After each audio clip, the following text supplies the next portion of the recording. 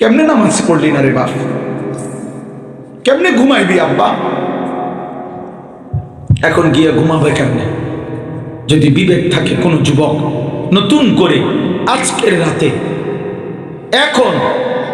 এখন এই বয়ানের পরে সেজদা দিয়ে যাও, এমনি ধর দিও না আব্বা।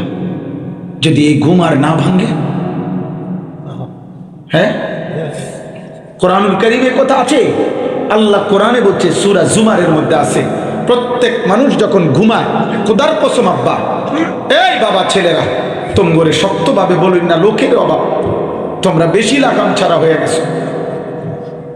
তোমাদের মা বাবা সব তোমাদের কাছে পরাজিত। তোমাদের চুল চেহারা, তোমাদের গাদ্দারির চেহারা, তোমাদের বেনামাজি আর তোমাদের এই অসৎ চেহারা দেখে আজ গ্রামবাসী ভয় পায়, তোমাদের মা বাপ ভয় পায়।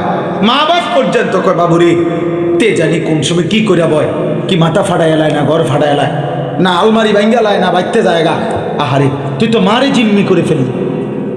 আরে না ফরমান, তুই মাকে জিম্মি করে দিলি, বাবারে জিম্মি করে ফেললাম। যদি মা একটা বার কথা বলে ফেলে, কোনো মা যদি আফু তুই কি করলি, তাহলে তো এই অভিশাপ আল্লাহ আরশ পর্যন্ত পৌঁছতে 1 সেকেন্ড লাগবে। 1 সেকেন্ড লাগবে। ভাত খাইতে পারবা বাবা?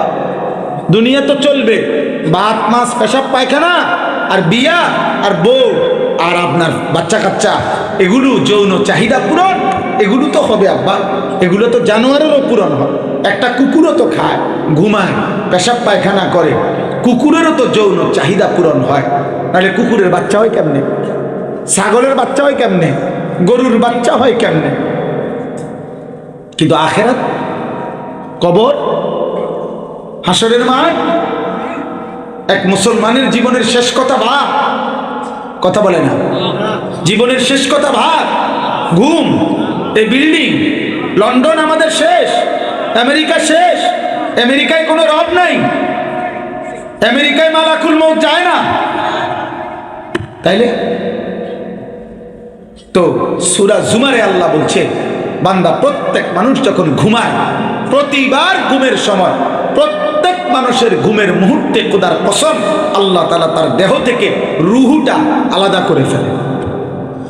আপনি আলেমদেরকে জিজ্ঞাসা, এটা প্রতিষ্ঠিত মাদ্রাসা, মাদ্রাসার ইয়া দেখেই আমি বুঝলাম, আমি তো আর আসি নাই, কিন্তু ৭২তম মাহফিল, তার মানে ৭২ বছর ধরে যে মাহফিল, আমার দেশের চাইতো মাদ্রাসার বয়স বড় নাকি? তাইলে কত বুজুর্গ, কত আউলিয়া, কত মাশায়েখ এই জমিনে কদম ফেলছে। একে খামখেয়ালি কথা তো বুঝাই যায়। কত মহান বুজুর্গের প্রতিষ্ঠিত এই মাদ্রাসা। অতএব এক আল্লাহওয়ালার পবিত্র জমিনে এই মাদ্রাসা, অনেক আল্লাহওয়ালার সোহবতের মাদ্রাসা। এখানে কত চোখের পানি এখানে ঝরছে, কত বুজুর্গ, কত আলেম, কত মুহাদ্দিস গভীর রাতে তাহাজ্জুদে চোখের পানি ফেলছে রে বাবা। এই সব কিছুর আবেদন নিয়ে তোমাদেরকে আমি বলতে চাই, আল্লাহ বলছে, আল্লাহু ইয়াতাওয়াফাল আনফুসা হিনা মাউতিহা ওয়াল্লাতী লাম তামুত ফী মানামিহা ফায়ুমসিকুল্লাতী কাদা আলাইহাল মাউত ওয়া ইউরসিলুল উখরা ইলা আজালিন মুসাম্মা। আল্লাহ বলে, আমি ঘুমের সময় রুহু আলাদা করে ফেলি। আমার আব্বা সারাদিন এক ওয়াক্ত নামাজ পড়লা না, আর নারী দেখলা, ছবি দেখলা, মোবাইলের অস্থির দৃশ্য দেখলা, পেশাব করে ঠিক মতো পানি নিলা না, শরীরটা নাপাক, নারী দেখতে দেখতে, ছবি দেখতে দেখতে বীর্যপাত হইয়া শরীরও নাপাক হয়ে গেছে, না সেজদা আছে কপালে, একবার জবানে আল্লাহর নামও উচ্চারণ হইল না। এই যে ঘুমায় গেবা, এই ঘুম যদি আর না ভাঙ্গে,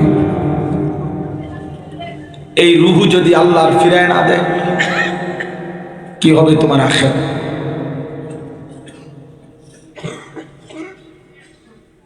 কি হবে বলো না? আল্লাহ আমাকে মাফ করে দেয়। এই জন্য দোস্ত, আমি অস্থিরতা নিয়ে বললাম, আবেগ নিয়ে বললাম। আজ আমার মাতৃভূমিকে খাবলে নিতে চায়, আজ আমার মাতৃভূমির ইমানদার যুবককে গুলি করে ফেলে দিছে আমার ভারতীয় বেঈমান কর্নেল, ওইখান থেকে হুমকি দিছে আমার বাংলার ইমানদার সাহসী যুবককে, হুমকি দিছে যে ঘাড়ের মধ্যে গুলি করতে। তাহলে আজকে বলো বাবা, আমরা ইমানদার, আমাদের বেঁচে থাকার সার্থকতা কোথায়? সার্থকতা কোথায়?